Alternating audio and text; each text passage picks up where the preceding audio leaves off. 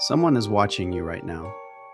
Not a stranger, not a friend, someone you feel like you know deeply, but who has never once thought about you. And somehow, they are shaping what you buy, what you believe, and who you think you should be. The rise of the influencer didn't happen by accident. It was the natural result of a fractured media landscape, where traditional gatekeepers lost their grip and ordinary people suddenly had microphones. Platforms were designed, engineered actually, to reward consistency, personality, and above all, attention. And the people who figured that out first became something entirely new. Not celebrities in the old sense, something closer, something that felt more real. Here is where it gets psychologically interesting. Humans are wired for social learning.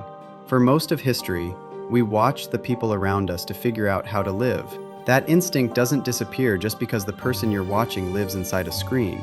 Your brain processes a familiar face, a familiar voice, a familiar laugh, and it begins to treat that person like someone it actually knows. Psychologists call this a parasocial relationship, a one-sided bond that feels mutual. You know their morning routine, you know their opinions, you know their dog's name. They know nothing about you. But the emotional experience of closeness is real, even when the relationship itself is not. And that closeness is worth billions. Attention is the currency of the digital economy, and influencers are the most efficient collectors of it. Every video, every post, every authentic moment is part of a system. What looks like a person sharing their life is often a carefully managed business operation. The intimacy is the product. The vulnerability is the strategy. This is why the truth often becomes secondary to engagement. Content that provokes emotion, outrage, inspiration, insecurity, desire, travels faster and further than content that is simply accurate. Influencers learn this quickly, not always consciously, but the feedback loop is brutal and immediate. Posts that perform get repeated. Posts that don't disappear. Over time, reality gets quietly edited in favor of whatever keeps the audience engaged. The lifestyle you see is almost never the life being lived. Luxury that is rented for a shoot. Relationships performed for the camera. Confidence manufactured in 15 takes. And the darkest part is that even when viewers suspect this, it doesn't fully break the spell. Because the brain doesn't respond to what it knows intellectually. It responds to what it sees repeatedly. And repeated exposure to curated perfection rewires what you unconsciously believe is normal, achievable, and expected. What this does to the influencer is rarely discussed. Entire identities become products. Every emotion becomes content.